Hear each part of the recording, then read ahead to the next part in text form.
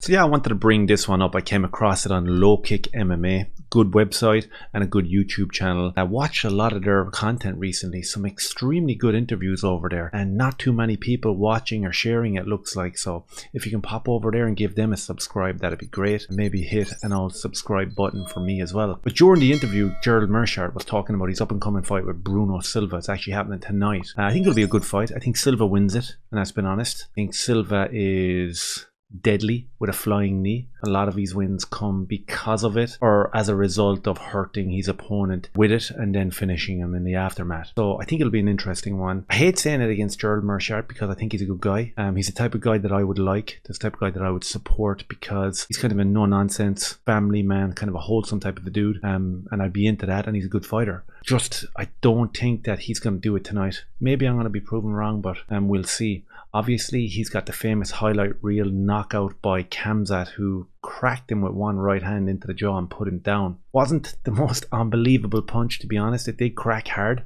but stylistically, it lacked a bit of pizzazz for me. There was no setup, there was no step in.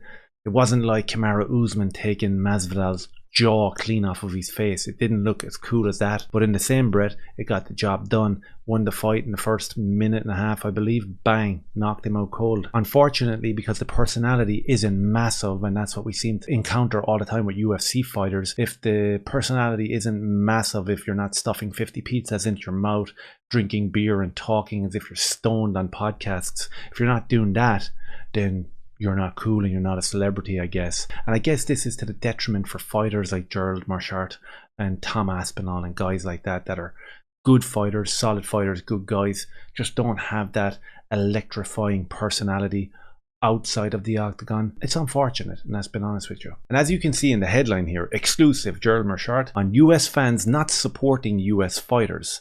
Why are you going to root for the spoiled rich kid, he answered.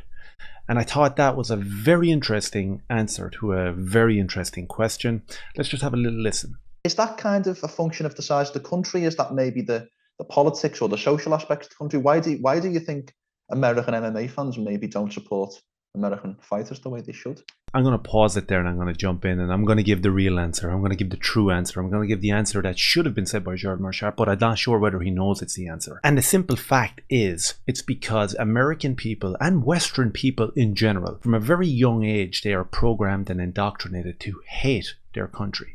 And this is a very far left leaning ideology that has embedded itself within our school systems, inside the educational systems. That's where you see this really flourish. How many people do we see burning American flags with joy? This is not an uncommon sight to see. And we've seen it through, the Summer of Love 2 years ago, when there was billions worth of damage done all across America by spoiled rich kids. That's who was doing that, people that hated America. Now we seem to be existing in a paradigm of participation medals. If you win a race at a sports day at your school, you're almost made feel bad for all the other people who lost.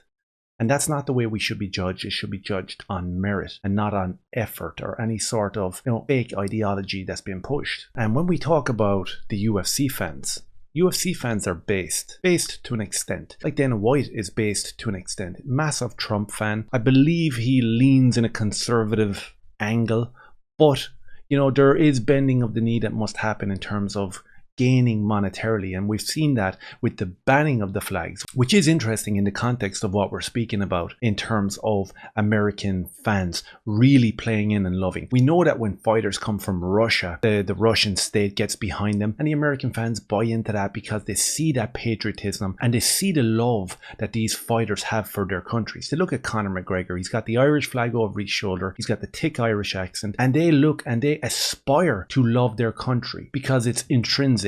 It's natural. And this seems to be a growing socio-political culture within young people and all the way into adulthood in terms of hating America. America have run the show for the last couple of 100 years. They've been the top of the class, and now we're in a position where people are made feel that they owe reparations for behaviors of the past. And that's just not the case. We shouldn't be punished for what our ancestors did before us. We shouldn't be punished for what happened 200-300 years ago. But we're talking about combat sports, so we have a paradox almost. And by virtue of that fact, the answer that Gerald Meerschaert gives here is even more confusing. Nobody wants to root on the big kid on the block. So it's like, if you come from the US, we have a lot of opportunities and things that maybe other people don't have. So it's like, why are you gonna root for like the spoiled rich kid? You know what I mean? And so basically from that answer, what I can gather, and this is only my guess, and it's only me surmising to what might be behind that type of an answer, is the fact that subconsciously it has bled into every American person or every Western person, because we get it here in Ireland as well, where we are supposed to feel guilty for what we have. We are made to feel guilty by billionaire politicians for what we have. And to call yourself the spoiled rich kid and to kind of denigrate what you have in terms of opportunities that people have worked extremely hard over hundreds of years to provide you with, to denigrate that down to kind of a casual, it's because we're the spoiled rich kid. I think it's unfair, and I don't think that this is meant in a sinister, pernicious type of way. I think this is an unconscious statement. This is something that has intrinsically worked its way into our everyday life. And unfortunately, some people, they're not red-pilled. They haven't stepped foot outside the paradigm yet. The matrix hasn't revealed itself to these people, and you will get answers like this, and you will get headlines like this, where people don't want to root for the spoiled rich kid. And I find it quite interesting that the UFC have banned all flags, the American flag, the Russian flag, just to appease a certain amount of people that lean really hard to the left. And I think what we have with an inadvertent slip of the tongue like this is the fact that we have a whole generation of people that have been programmed to hate themselves and have been programmed to eradicate all patriotism from their life and live in a dark nihilistic world. And again, like the silent majority theory, it doesn't actually work in real time. Because what you have thousands of UFC fans cheering on two men. They want a winner. They don't want a draw. They don't want a participation medal. They don't want any of that. And when you see the likes of a Colby Covington with the American flag, or a Masvidal with the American flag, them guys are passionate. Them guys mean it. And the fans love it too. So I think being pejorative against the UFC fans and against your home nation will only do you a dishonor. In the long run, the fans will always be there and they will always support you. And I think that's extremely important going forward. Do me a favor, if any of this made sense, hit like, hit subscribe, and I'll talk to you soon. Cheers.